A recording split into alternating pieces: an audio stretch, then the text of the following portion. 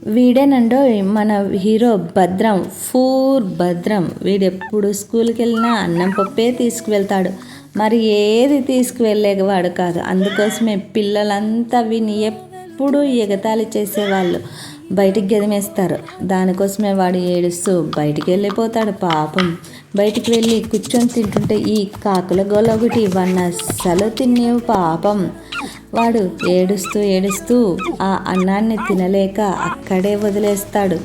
ఏం చేస్తాడు పాపం. అలాగే వీడు ఒక చెట్టు నాటుతాడండో, ఎంత మంచివాడో కదా. చెట్టు నాటి దానికి డైలీ నీళ్లు పోస్తాడు.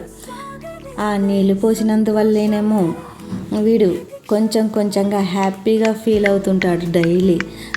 అలాగే ఆ చెట్టు నాటాడు కదా, దాని లీవ్స్ ఆకులు అనేవి తీసుకొని వెళ్ళి వాడు ఫుడ్ ప్రిపేర్ చేసి అందులో పెట్టి చుట్టి రోల్ చేస్తాడనమాట. ఈ రోల్స్ని వాడు అమ్ముతాడు. వానికి కొంత డబ్బు అనేది వస్తుందండో. ఈ రోల్స్ అమ్ముడుపోతాయి బాగా. వాడు లంచ్ బాక్స్ తీసుకొని వెళ్తాడు. అందులో ఏముంటుందో మీకు తెలుసా? ఇప్పుడే ఓపెన్ చేసి చూద్దాం. వాడు బిర్యానీ తీసుకెళ్ళాడండో. చూసినందుకు ధన్యవాదాలండో.